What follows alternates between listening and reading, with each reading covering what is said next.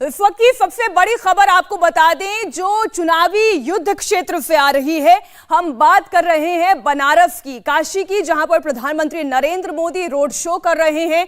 लोगों के भीतर जबरदस्त उत्साह है। आप जानते हैं उत्तर प्रदेश में अब 7वें और आखिरी चरण का मतदान बाकी है और इस आखिरी चरण के मतदान से पहले भारतीय जनता पार्टी ने अपने स्टार कैंपेनर, अपने सबसे बड़े चेहरे को मैदान में उतारा है। प्रधानमंत्री नरेंद्र मोदी इस वक्त काशी की सड़कों पर रोड शो करते हुए नजर आ रहे हैं। पूरी ताकत अब भारतीय जनता पार्टी ने इस आखिरी दौर में अपनी झोंक दी है। हम कह रहे थे, हम ये चर्चा कर रहे थे कि जो शुरुआत के चरण थे, जिसमें पहले चरण की बात करें तो वो जाट लैंड एक तरीके से हम कह रहे थे कि हो सकता है वहाँ किसानों के आंदोलन का असर दिखाई देगा। गठबंधन जो समाजवादी पार्टी ने आरएलडी के साथ कर लिया है, उसका असर होगा। दूसरे चरण की तरफ हम आगे बढ़ते हैं तो दूसरे चरण में मुस्लिम बहुतायत जो आबादी, उन क्षेत्रों में मतदान हुआ। हमने कई ऐसे क्षेत्र देखे जहाँ पर बड़ी संख्या में मतदान हुआ। मुस्लिम वोटर्स ने ज़बरदस्त पोलिंग में अपना सपोर्ट दिखाया। ये कहा जा रहा था कि चुनौती हो सकती है भारतीय जनता पार्टी के लिए, लेकिन पूर्वांचल तो उनका अपना गढ़ है। पूर्वांचल में ज़बरदस्त ताकत पहले भी दिखाई और अब एक और तस्वीर इसी ताकत से जुड़ी हुई। हमारे पॉलिटिकल एडिटर देवेंद्र पराशर इस वक्त स्टूडियो में ही मौजूद है। देवेंद्र, पहले के कुछ चरणों को अगर हम देखते हैं तो यादव लैंड, जाट लैंड, मुस्लिम बहुल इलाके, और अब इस तरफ के चरणों की तरफ आगे बढ़ते हैं तो ये बीजेपी के लिए क्या मजबूत क्षेत्र और उतने ही मजबूत जितने पिछले टेन्योर में रहे। और देखिए, निश्चित तौर पर बीजेपी की कम से कम ये कोशिश ज़रूर है कि पिछला जो परफॉर्मेंस रहा है एक बार फिर से उसको रिपीट करें। हालांकि चैलेंज के हिसाब से मीनाक्षी देखें तो इस फेज में भी जहां चुनाव होना है, जैसे आजमगढ़ की बात कर लें, आजमगढ़ यादव बाहुल्य इलाका हम सभी जानते हैं और उस स्थिति में आप अंदाज़ा लगा सकते हैं कि बीजेपी के लिए कितना डिफिकल्ट होगा। गाजीपुर की बात कर लें तो वहाँ भी वहाँ पर जो कास्ट कॉम्बिनेशन है वो बीजेपी के खिलाफ है। मऊ की बात कर लें तो ये सारे क्षेत्र इस फेज़ में भी हैं जहाँ पर बीजेपी के लिए एक बड़ी चुनौती है। और पहले से जो हम लोग बात करते रहे हैं कि कास्ट इक्वेशन को, कास्ट अर्थमेटिक को ध्यान रखना भी एक बड़ा टास्क है, क्योंकि छोटी छोटी बहुत सारी जातियां हैं और वो इस बार के चुनाव में आपने देखा कि पहले जो बीजेपी के साथ थी, इस बार उन्होंने स्विच किया और वहाँ पर उस चैलेंज को कैसे एड्रेस किया जा रहा है। और जो सहयोगी दल हैं, ख़ासतौर पर अगर अपना दल की बात कर लें तो उनके ऊपर ये और बड़ी जिम्मेदारी रहेगी कि वो किस प्रकार का मैसेज अपने लोगों के बीच में डाल पा रही हैं, कितना वोट एनडीए गठबंधन के लिए वहाँ पर वो लोग लेके आते हैं। तो ये सारे चैलेंजेस हैं, इसमें कोई दो राय नहीं कि इस बार का, इस फेज का भी जो चुनाव है वो एक टफ चुनाव होगा। पिछली बार क्योंकि बीजेपी को ऑलरेडी एडवांटेज था, इस बार प्रधानमंत्री नरेंद्र मोदी ने लगातार, आप देख रहे हैं कि कैंपेन करने का काम वो कर रहे हैं, तो जाहिर तौर पे बीजेपी ये उम्मीद करेगी कि उस परफॉर्मेंस को एक बार फिर से दोहराया जाए। अच्छा, जितने आलोचक हैं या हम विरोधियों की बात करें, वो बार बार कहते हैं कि उत्तर प्रदेश में सामाजिक समीकरण को ध्वस्त कर दिया गया। वहीं उसकी तरफ, उसकी दूसरी तरफ उलट अगर हम ये कहें, भारतीय जनता पार्टी ये कहती है ध्वस्त नहीं हुआ बल्कि मजबूत हुआ है। अंतिम व्यक्ति तक सरकारी सुविधाएं पहुंचाई गई हैं और ये दावा भारतीय जनता पार्टी अपने तमाम राजनीतिक मंचों से करती है। हमारे साथ राजनीतिक मेहमान आज की इस चर्चा में भी जुड़ गए हैं। हमारे साथ कांग्रेस के प्रवक्ता सुरेंद्र राजपूत जुड़ गए हैं। स्वागत है सुरेंद्र जी आपका इंडिया टीवी पर। आज की ये तस्वीर आप देख रहे हैं, अब आप तो ये कहेंगे कि पूर्वांचल की लड़ाई अब उतनी आसान भी नहीं है भारतीय जनता पार्टी के लिए जितनी भीड़ दिखाई दे रही है। आज प्रियंका और राहुल गांधी भी बनारस में हैं। आपके पास क्या लोगों के भाव पहुंच रहे हैं? कितनी लड़ाई यहाँ पर कांग्रेस के लिए टफ या इजी? मीनाक्षी जी, सच बात यह है कि चुनाव में जनता ही जनार्दन होती है और जनता ही भगवान होती है और इसी भगवान के पास सभी लोग जा रहे हैं और अपने अपने मन्नत लेकर के जा रही हैं। श्रीमती प्रियंका गांधी जी ने पिछले 3 साल से लगातार गांव गांव, पांव पांव, नगर नगर, डगर डगर जाकर के जनता के मुद्दों को छुआ है, जनता के दिलों को छुआ है और सारी सीटों पर चुनाव लड़ने का निर्णय लिया है, जिसकी वजह से हमें एक अच्छा खासा समर्थन मिल रहा है बनारस सहित पूरे उत्तर प्रदेश में। श्रीमती प्रियंका गांधी जी के नेतृत्व में लड़की हूं, लड़ सकती हूं, 40% हम लोगों ने देने की बात की, हम लोगों ने भर्ती विधान देने की बात। जी बिल्कुल सुरेंद्र जी, हम चर्चा को और आगे बढ़ाएंगे। हम इंतजार कर रहे हैं हमारे बाकी के पॉलिटिकल गेस्ट भी जुड़ जाएं तो सभी की बात एक दूसरे तक पहुंचती है तो चर्चा और बेहतर हो जाती है। ये तस्वीर एक बार फिर देवेंद्र, हम जो बात कर रहे थे कि मुश्किल है लेकिन प्रधानमंत्री मोदी की कार्यशैली ये कहती है कि वो मुश्किल इलाकों में ही जाना पसंद करते हैं और लड़ाई को अपनी तरफ मोड़ना पसंद करते हैं। बिल्कुल मीनाक्षी, और इस फेज़ की अगर बात करें, जैसे काशी विश्वनाथ या काशी के मॉडल के तौर पे अगर आप देखें तो इसमें दोनों चीज़ें आ जाती हैं। एक तो जो बीजेपी का विचारधारा को लेकर जो एक मैसेज रहता है उसके लिए आपके पास मॉडल है। दूसरी चीज़ कि डेवलपमेंट को लेकर अगर बात करें, जैसे वाराणसी के रिंग रोड की आप बात कर लें, वाराणसी में रुद्रा ऑडिटोरियम की बात कर लें, ऐसी अनगिनत चीज़ें हैं जो कि दिखाने, बताने और गिनाने के लिए हैं। गाजीपुर जैसे इलाके में भी प्रधानमंत्री नरेंद्र मोदी ने जब वहाँ पर रैली की तो उन्होंने ये बताया कि क्या क्या कुछ किया गया है बीजेपी की सरकार द्वारा। तो इन सारी परिस्थितियों में निश्चित तौर पर इस फेज की अगर आप बात कर लें तो दोनों ही पक्ष, चाहे विचारधारा की बात कर लें या डेवलपमेंट की बात करें, वो उसके सहारे एक अपील करने की कोशिश करेंगे, मैसेज देने की कोशिश होगी उनके अपने वोटर्स के बीच में, ताकि जिस कास्ट कॉम्बिनेशन की हम लोग बात कर रहे हैं उसको बेहतर तरीके से काउंटर किया जा सके। अब कितना इसका असर होगा ये तो चुनाव में पता चलेगा। देखिए देवेंद्र, उत्तर प्रदेश का ये पूरा चुनाव कहा जा रहा है दो ध्रुवों के बीच में लड़ा जा रहा है। एक तरफ भारतीय जनता पार्टी जिसकी सरकार है वो दोबारा सत्ता में आने का प्रयास कर रही है और दूसरी तरफ अपनी पूरी जान झोंकी है समाजवादी पार्टी ने अपने गठबंधन के सहयोगियों के साथ मिलकर। लेकिन अभी आप सुरेंद्र राजपूत को भी सुन रहे थे, कांग्रेस के प्रवक्ता है, निस्संदेह अपनी पार्टी का पक्ष वो रखेंगे। कांग्रेस इस लड़ाई में और खासतौर पर पूर्वांचल के इस आखिरी फेज की लड़ाई में कहां नजर आती है? देखिए, निश्चित तौर पे बहुत ज़्यादा नहीं है। हालांकि आप कांग्रेस संगठन की जो उत्तर प्रदेश में स्थिति है, जाहिर तौर पे प्रियंका गांधी के साथ ये सोचना कि वो अचानक से आगे कोई ऐसा चमत्कार कर दें, ये उम्मीद करना भी एक तरह से अन्याय होगा। प्रियंका गांधी के लिए सबसे बड़ा चैलेंज निश्चित तौर पे ये रहा था कि अपने कार्यकर्ताओं के बीच वो एक भरोसा दें कि आप इस चुनाव को और अपने संगठन को मजबूत करते हुए इस चुनाव को लड़ रही हैं, और निश्चित तौर पे इसके लिए प्रियंका गांधी इसी चैलेंज को ले रही होंगी। हाँ, बाकी नेता के तौर पे तो जाहिर तौर पे वो पार्टी दावा करेगी, हर पार्टी को ये हक है, उनको भी ये हक है कि वो ये दावा करें कि इस चुनाव में बहुत अच्छा कर रहे हैं। लेकिन पूरे उत्तर प्रदेश के चुनाव में कांग्रेस कोई फैक्टर है, आपको शायद ही कोई राजनीतिक विश्लेषक होगा जो इस बात को मानेगा।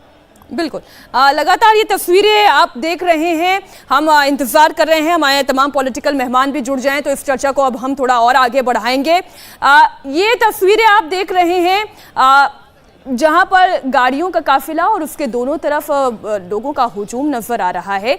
अब चर्चा इस बात की है कि पूर्वांचल की लड़ाई भारतीय जनता पार्टी के लिए कितनी कठिन हो सकती है, या क्या ये, क्योंकि प्रधानमंत्री का संसदीय क्षेत्र है तो यहाँ पर विधानसभा सीटों पर विजय हासिल करना उतना मुश्किल नहीं है। लेकिन अगर आप 2017 का भी चुनाव देखें तो उस वक्त तो मोदी लहर नजर आ रही थी देवेंद्र। मोदी लहर में भी यदि अगर चुनौती रही तो इस बार तो कई राजनीतिक विश्लेषकों का कहना है कि लहर जैसी बात कम से कम उत्तर प्रदेश में अभी नजर नहीं आई। यह निश्चित तौर पर बहुत टफ चुनाव है, इसमें कोई दो राय नहीं है, और समाजवादी पार्टी ने उत्तर प्रदेश के चुनाव को बहुत शानदार तरीके से हैंडल किया है। ये भी आपको तमाम राजनीतिक विश्लेषक इस बात को मानेंगे। इवन बीजेपी के नेताओं से भी अगर आप बात करें तो वो इस चुनौती को मानते हैं कि एक बहुत नज़दीकी मुकाबला, मजबूत मुकाबला रहा है। अब वोट परसेंटेज में कितना का फ़र्क रहता है, सीटों में किसको क्या मिलता है, वो तो बाद में देखने वाली बात रहेगी, लेकिन एक कठिन मुकाबला है। ये एक आम धारणा रही है पॉलिटिकल कॉरिडोर के बीच में भी, चाहे आप किसी भी पार्टी के नेताओं से बात करें। तो निश्चित तौर पे अब जब 7वें फेज़ की जब स्थिति है, और पिछले चुनाव में हम लोगों ने देखा कि क्या कुछ आंकड़े रहे थे, तो उस लिहाज से एक बार फिर से एक कठिन चुनौती ही रहेगी इस फेज़ में भी, इस बात से किसी को इनकार नहीं होना चाहिए। बिल्कुल, मनीष का रुख भी हम कर लेते हैं। मनीष भट्टाचार्य इस वक्त बनारस में ही मौजूद हैं और ये पूरा रोड शो वो कवर कर रहे हैं। मनीष, लोगों से जब आप बात करते हैं, देखिए मैं भारतीय जनता पार्टी के कार्यकर्ताओं की बात नहीं कर रही हूँ, मैं आम लोगों की बात कर रही हूँ। जब आप उनसे बात करते हैं तो क्या सेंटिमेंट समझ में आते हैं?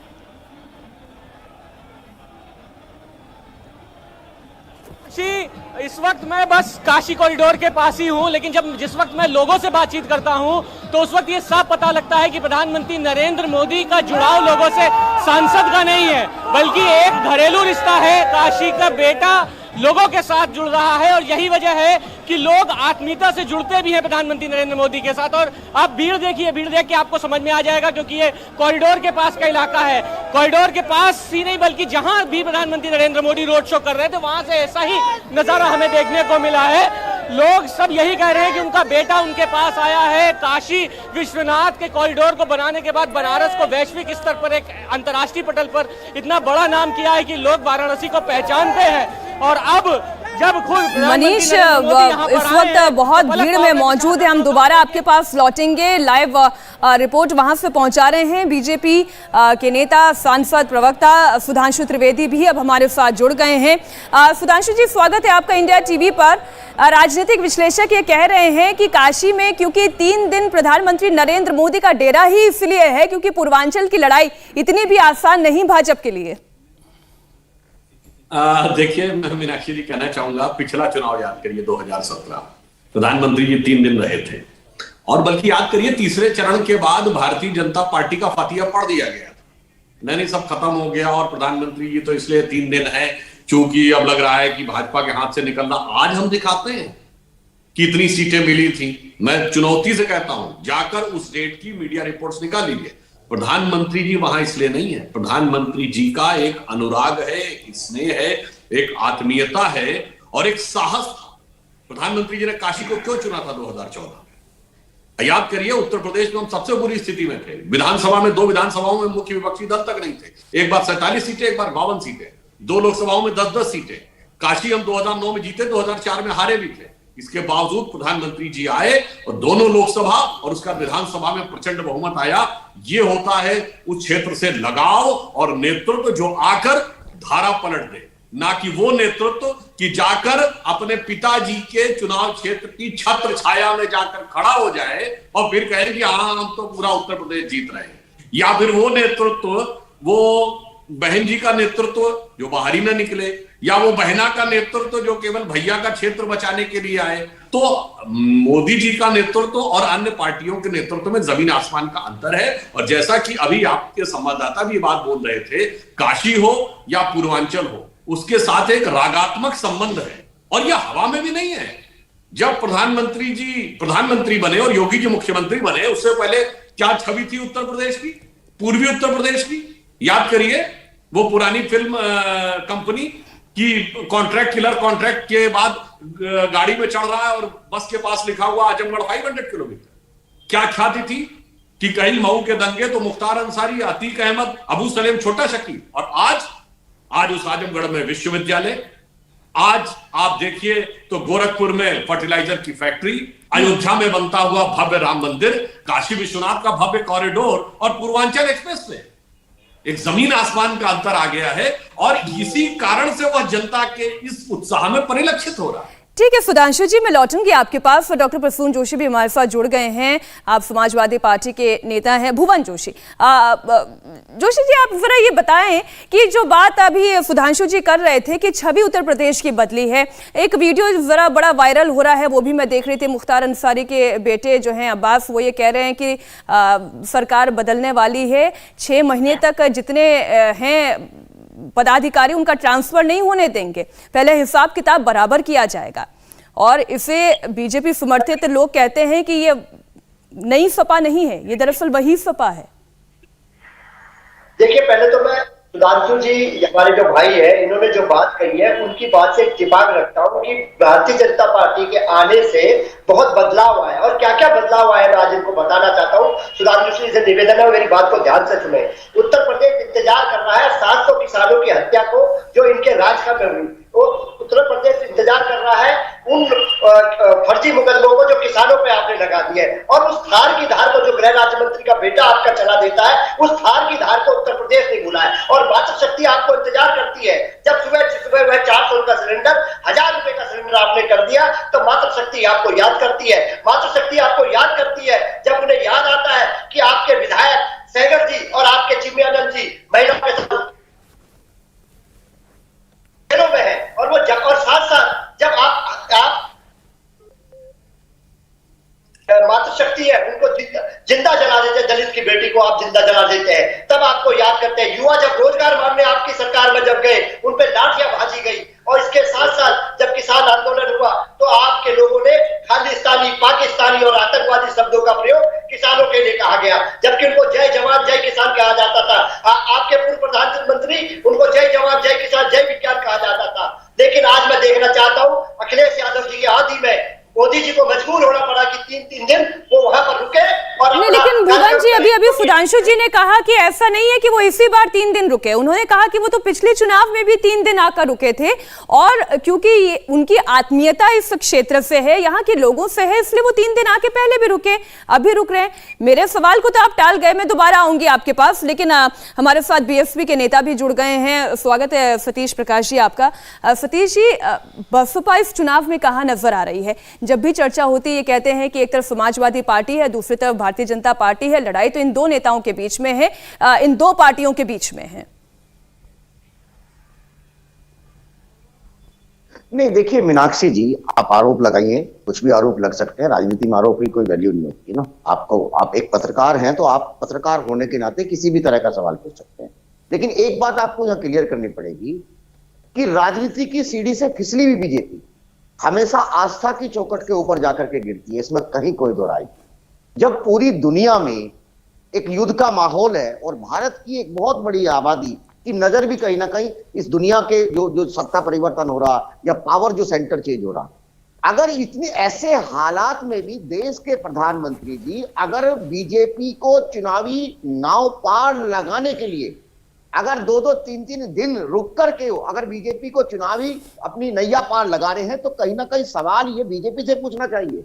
देखिए, राजनीति में हार का डर कहीं ना कहीं बीजेपी के खिलाफ है, इसमें कहीं कोई दो राय नहीं। जो एंटी इनकम्बेंसी है ये सच है। और देखो, आपके कार्यक्रम के माध्यम से ये मैं जरूर पूछूंगा कि आपने जो काशी कॉरिडोर बनाया है, अगर काशी कॉरिडोर बनाया है तो उत्तर प्रदेश के लोगों की जो बेरोजगारी की समस्या है उसका हल है, महंगाई का हल है, जो कानून व्यवस्था का वो हल है। और दूसरी बात, जिस अभी 6 महीने पहले यही मोदी जी थे ना, जो गंगा पुत्र मोदी जी थे, जब वो काशी में गए तो उन्होंने गंगा की तरफ को मुंह नहीं किया, तब वो सीधा विश्वनाथ जी की तरफ को चले जाते हैं।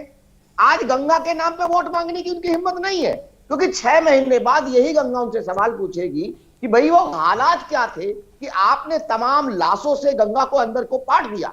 मेरा कहना यह है कि देश के प्रधानमंत्री जी को देश की व्यवस्था के ऊपर ध्यान देना चाहिए। ठीक है, ये आपके आरोप है और इस आरोप पर मैं जवाब जरूर लूंगी सुधांशु जी से, लेकिन शिवम त्यागी भी हमारे साथ जुड़ गए और देवेंद्र भी हमारे साथ जुड़े हुए, हमारे पॉलिटिकल एडिटर हैं, जो इस बात पर भी प्रकाश डालेंगे। जो ये लाशों के मिलने की घटना का वो जिक्र कर रहे हैं, उसके बाद कुछ और फैक्ट चेक हुए थे, इस पर मैं आऊंगी देवेंद्र आपके पास, लेकिन पहले शिवम त्यागी मुझे एक बात बताएं।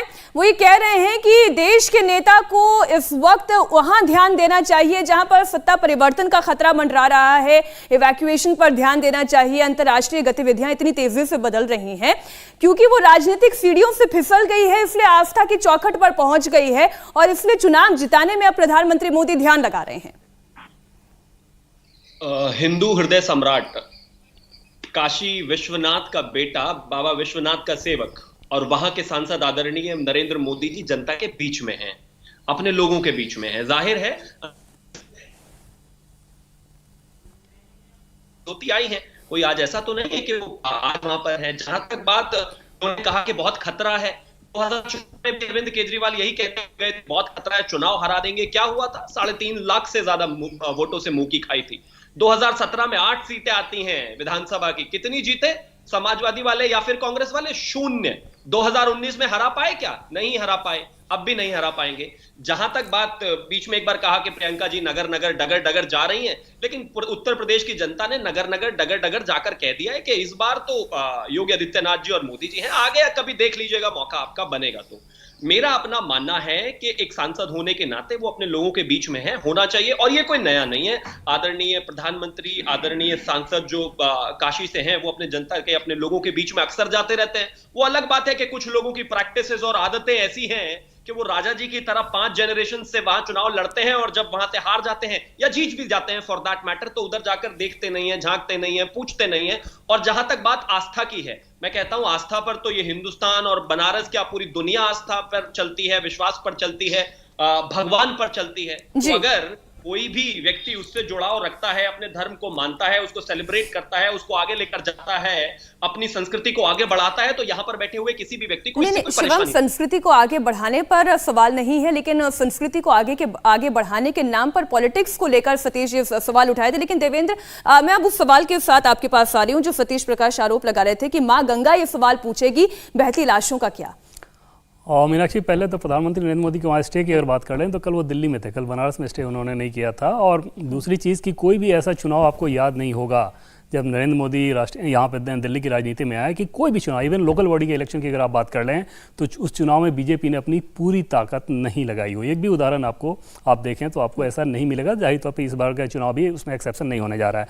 दूसरी चीज़ कि कोरोना, निश्चित तौर पर कोरोना एक बड़ी समस्या और उसको लेकर बहुत ज़्यादा हमले भी बीजेपी की सरकार ने झेला है, चाहे प्रदेश की सरकार की बात कर लें या केंद्र की सरकार की बात कर लें। बनारस में भी जब शुरू में तस्वीरें आनी शुरू हुई थी तो बहुत भयावह तस्वीरें आनी शुरू हुई थी। उसके बाद आपने देखा कि किस प्रकार से पीएमओ में काम करने वाले एक ब्यूरोक्रेट जो कि बाद में पॉलिटिक्स में आ गए थे, उनको प्रधानमंत्री नरेंद्र मोदी ने वहाँ पर लगाया। और फिर उसके बाद वाराणसी मॉडल की चर्चा उत्तर प्रदेश के बाकी दूसरे जगहों में भी होने लगी। खुद मुख्यमंत्री योगी आदित्यनाथ ने कहा था कि कोरोना को लेकर वाराणसी ने जो मॉडल अपनाया है, इस मॉडल को बाकी लोगों को भी फॉलो करना चाहिए। तो जाहिर तो तस्वीरों की अगर बात करें तो उन तस्वीरों को लेकर बाद की भी जो कहानियाँ थी वो सबने देखी, तो उसको तो हमें अब साइड कर देना चाहिए। उसको जनता को पता है कि उसमें क्या था क्या नहीं था, लेकिन इसमें कोई दो राह नहीं कि कोरोना को लेकर एक बड़ा चैलेंज आया था। उस चैलेंज को बीजेपी काउंटर करने की कोशिश करती है कि किस प्रकार से हमने वैक्सीनेशन कराया है, किस प्रकार से हमने राशन उपलब्ध कराया। अब देखना होगा कि जनता का मूड कैसा रहता है इन तर्कों को लेकर। ठीक, सुधांशु जी, देखिए बड़ा आरोप एक आपकी पार्टी पर लग रहा है, प्रधानमंत्री नरेंद्र मोदी पर यह सीधे सीधे लग रहा है कि ऐसे परिस्थिति में जहां पर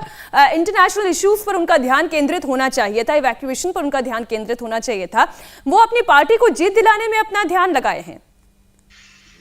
देखिए, जितने भी आरोप लगाए गए मैं क्रमवार उत्तर देता हूं। आपने पहला प्रश्न ये किया, यही प्रधानमंत्री श्री नरेंद्र मोदी विश्व के पहले राष्ट्राध्यक्ष थे जिन्होंने व्लादिमीर पुतिन से सीधे बात की। नंबर 2, भारत से अधिक अपने नागरिकों का इवैक्यूएशन अगर किसी भी देश ने किया हो तो हमारे सम्मानित प्रतिनिधि बता दें। भारत से अधिक फ्लाइट्स अगर किसी देश की आई हो तो यह बता दें। यूक्रेन से जुड़े हुए जितने भी पड़ोसी देश हैं, पोलैंड, रोमानिया, चेकोस्लोवाकिया, हंगरी, इन सब ने भारतीय पासपोर्ट होल्डर्स को बगैर वीजा के एंट्री देने का निर्णय ले लिया। यह किसी अन्य देश के साथ नहीं हुआ। चाहे भारत का झंडा लगी हुई जो बसें थी उन पे न यूक्रेन की सेना ने अटैक किया न रूस की सेना ने अटैक किया। यह भारत की डिप्लोमेसी का प्रमाण था। अभी तक हम 7-8 हजार लोगों को निकाल चुके हैं और 13,000 लोगों को लगभग यूक्रेन की सीमा से निकाल चुके हैं। जबकि स्थिति यह है कि वहां राजधानी पर अटैक है, वहां की सरकार क्रिपल हो चुकी है। एम्बेसी किसी भी देश में वहां की सरकार के माध्यम से काम करती है। और वैसे भी हमारी यूक्रेन में एम्बेसी कोई बहुत बड़ी नहीं थी, एक छोटा मिशन था, इसके बावजूद दक्षता से काम किया। अब आता हूं वर्तमान पर, जो लाशों का आरोप लगाया था, तो मीनाक्षी जी आप ही के चैनल में रिपोर्ट थी अभी कुछ दिन पहले की, किसी फरवरी में भी वैसे ही लाशों की पूरी तस्वीर है। क्यों? क्योंकि जब से पर्यावरण में भारतीय समाज में एक वर्ग था जो गंगा में लाश प्रवाहित कर देता था, जब से पर्यावरण से रोक लग गई है कि नदी में आप लाश प्रवाहित नहीं कर सकते, तब तो वो गंगा के किनारे करते हैं। ठीक वैसा ही जैसा पिछले वर्ष दिखाया था, फरवरी 2022 में आपके चैनल पे फोटो दिखाई गई, तो एक यथार्थ ये। तीसरा, सतीश प्रकाश जी ने जो बात कही थी आस्था की चौखट पर, यहां तो मैं बात मानता हूं, आस्था की चौखट पर और चुनावी चौखट के ऊपर तो बड़े बड़े आके गिरे हैं। कितना बड़ा परिवर्तन देश की राजनीति में आया है। ममता बनर्जी जी चंडी पाठ करती हैं, प्रियंका गांधी जी आके देवी स्तुति चुनावी मंच से करती हैं, केजरीवाल जी हनुमान चालीसा पढ़ने लगे हैं, और मायावती जी जो ईश्वर के नाम की शपथ नहीं लेती, उनकी रैलियों में नारा लगता है हाथी नहीं गणेश है, ब्रह्मा विष्णु महेश है। और अखिलेश यादव जी के तो सपने में भगवान दिखने लगे। भाई ये क्यों परिवर्तन दिख रहा है? तो बड़ा परिवर्तन है। यह परिवर्तन इसलिए है चूंकि बदले बदले मेरे सरकार नजर आते हैं, चूंकि दिल्ली में मोदी और यूपी में योगी सरकार नजर आते हैं। अब तीसरी बात मैं कहना चाहता हूं, जो आपने कही पेट्रोल की कीमत की और अंतरराष्ट्रीय परिस्थिति की, तो हमारे सारे सम्मानित प्रतिनिधियों से चुनौती से कहता हूं, 13 नवंबर सन 2021 व्हाइट हाउस की रिलीज देख लीजिए। इतिहास में पहली बार अमेरिका ने अपना स्ट्रेटेजिक ऑयल रिजर्व भारत में भी खोला है, क्योंकि दुनिया में तेल की कीमतें अभूतपूर्व बढ़ी हैं। इसके बावजूद आज एलपीजी का सिलेंडर 800 से 900 रुपए है। और जब सपा के समर्थन से कांग्रेस की सरकार केंद्र में चल रही थी, कोई भी दर्शक न मेरी बात माने न इनकी बात, जाके नेट पे चेक कर ले, तो आज प्रधानमंत्री नरेंद्र मोदी अपने काशी दौरे पर हैं। 3 दिवसीय उनका ये दौरा है। 7 तारीख को 9 जिलों की 54 सीटों पर मतदान होना है और उससे पहले भारतीय जनता पार्टी ने अपनी पूरी ताकत झोंकी हुई है। सुरेंद्र जी, अभी ब्रेक पर जाने से पहले सुधांशु जी जो पेट्रोल डीजल को लेकर, गैस सिलेंडर को लेकर तमाम बातें कह रहे थे और सतीश जी की बात का जवाब देते हुए उन्होंने कहा कि आस्था की चौखट पर कौन नहीं आ रहा। आस्था व्यक्तिगत विषय है और आस्था की चौखट पर तो आना होगा। निश्चित तौर पर मीनाक्षी, मुझे थोड़ा समय दे दीजिएगा। पिछली बार आपने मेरी बात ही काट दी थी चूंकि और आपके मेहमान नहीं जुड़े थे। 3-4 बातें बड़ी साफ हैं। आस्था की चौखट पर आना चाहिए। आस्था निजी आस्था का विषय है, लेकिन आस्था के नाम पर जब आप वोट मांगते हैं, भगवान श्री राम जब आपके लिए वोट का विषय होते हैं, बाबा भोलेनाथ वोट का विषय होते हैं, तब आप पाप के भागी भी होते हैं, श्राप के भागी भी होते हैं, नरक के भागी भी होते हैं। जब आप कुछ सुप्रीम कोर्ट के फैसलों के अनुसार बने राम मंदिर को कहते हैं हमने बनवाया, नंबर 1। नंबर 2, जब आप महंगाई की बात करते हैं, सुधांशु जी भूल जाते हैं कि 2014 में एक्साइज ड्यूटी पेट्रोल पर 10 रुपए 50 पैसे और डीजल पर 3 रुपए 49 पैसे थी, जो इन्होंने बढ़ाकर 32 और 33 रुपए कर दी थी। 25 लाख करोड़ की लूट के लुटेरे हैं ये लोग। उसका जवाब इन्होंने आज तक नहीं दिया। 25 लाख करोड़ से ज्यादा की लूट की इन्होंने।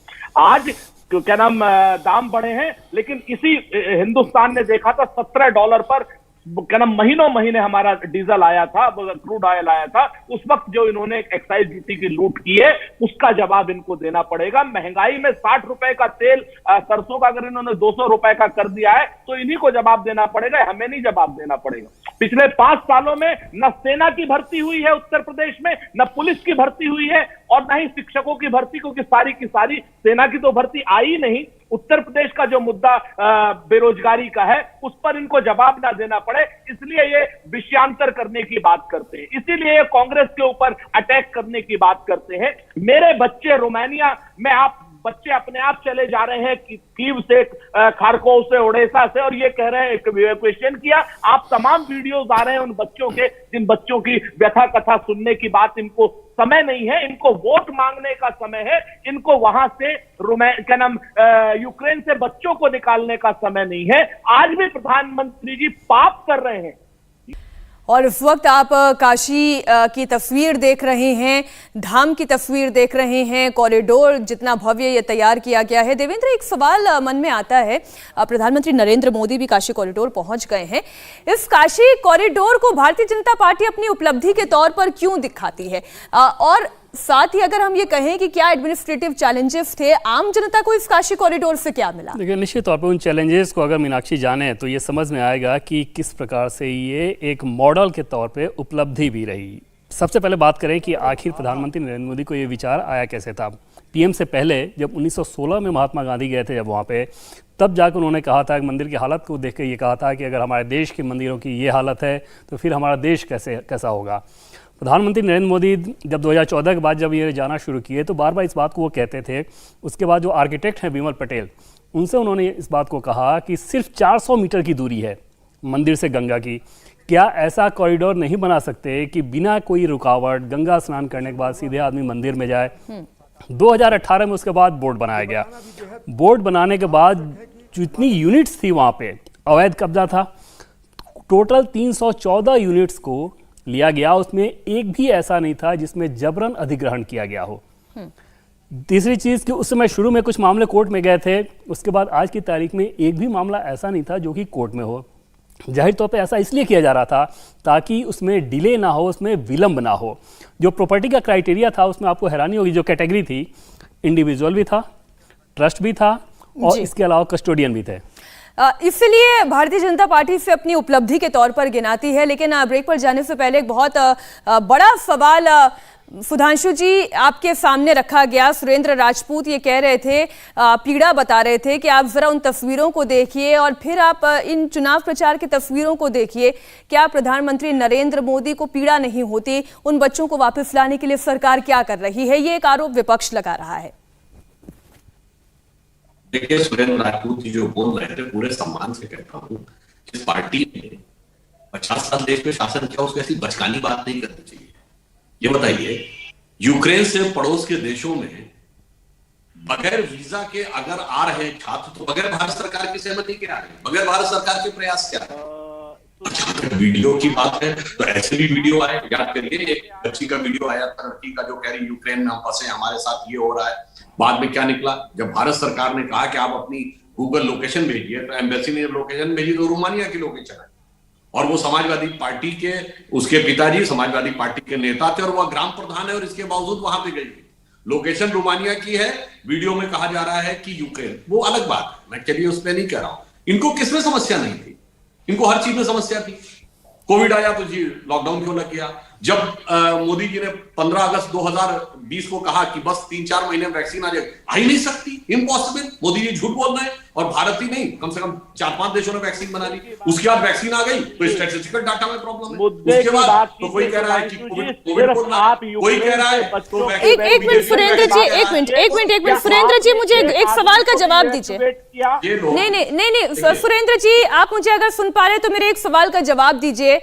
कैसे इवैक्यूएशन होना चाहिए था? मुझे एक बात बताएं, ऑल पार्टी मीटिंग हुई, प्रधानमंत्री ने सभी पार्टी के नेताओं को बताया कि वस्तुस्थिति क्या है।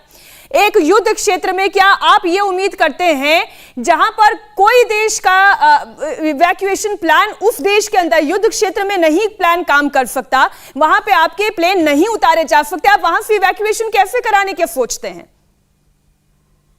दो चीजें हैं मीनाक्षी, बहुत अच्छा प्रश्न आपने किया है। एक वहां का ईस्टर्न बॉर्डर है, एक वहां का वेस्टर्न बॉर्डर है। ईस्टर्न बॉर्डर क्या नाम रशिया की तरफ लगता है और दूसरा बॉर्डर लगता है रोमानिया की तरफ। आप मुझे बताइए कि क्या आप किसी दुनिया के किसी देश के एम्बेसी ने जनवरी से पहले अपने सारे लोगों को इवैक्यूएट कर लिया, और हमारी एम्बेसी सिर्फ एडवाइजरी जारी करती रही, और हमारी ये इवैक्यूएशन कैसे किया सुरेंद्र जी? नहीं, ये इवैक्यूएशन कैसे किया? नहीं, आप ये दावा कर रहे हैं ना, तो फिर ये आप जनता को समझाएं। क्या यूनाइटेड स्टेट ऑफ अमेरिका ने अपनी बसेस भेजी थी और फिर रोमानिया बॉर्डर तक लेकर आए थे, फिर इवैक्यूएशन हुआ था?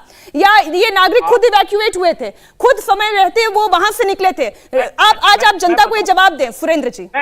मैं बताता हूं। समय रहते हुए अमेरिका ने अपने प्लेन कीव में भेजकर, खारकेव में भेजकर और ओडिशा में भेजकर जनवरी में ही अपने नागरिकों को वहां से वापस निकाल लिया था।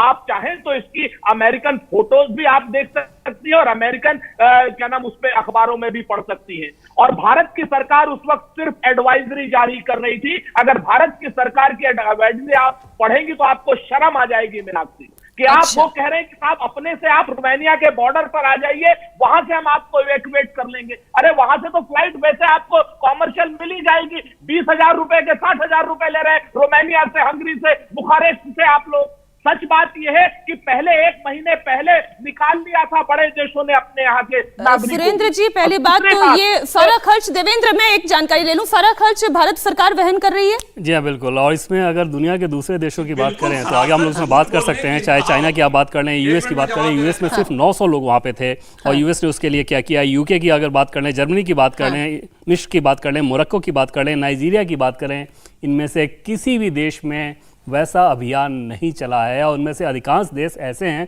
2-3 देश तो ऐसे हैं जिन्होंने अपना दूतावास तक वहां पर बंद कर दिया था। सतीश प्रकाश जी, मैं यूपी पॉलिटिक्स पर नहीं आना चाह रही हूं, क्योंकि ये सवाल एक ऐसा सवाल उठा लिया गया है जिसे लेकर मैं चर्चा में नहीं जाना चाहती थी, जहां पर ऑल पार्टी मीटिंग में सारी पार्टियां ये कहें कि हम सरकार के फैसले के साथ खड़े हैं और फिर राजनीतिक चर्चा में इस मुद्दे को लाया जाए। सतीश जी, आपकी पार्टी का स्टैंड क्या है? नहीं, देखिए, मुद्दा पार्टी नहीं है, पूरा देश के प्रधानमंत्री जी के साथ खड़ा है, कंधे से कंधा मिलाकर के साथ खड़ा है। अब देश के प्रधानमंत्री जी को यह तय करना है कि उनके लिए राष्ट्र पहले है या बीजेपी पहले है। ये बात मैं इसलिए कह रहा हूं कि कल रूस ने जब ये कहा कि 3000 भारतीय लोग यूक्रेन की सेना के पास कब्जे में है, अगर ये सवाल खड़ा हुआ है तो अभी भारत सरकार ने उसको मना नहीं किया है। ऐसी स्थिति में देश के प्रधानमंत्री जी को तब ये कूटनीतिक कहीं ना कहीं विचार करना चाहिए।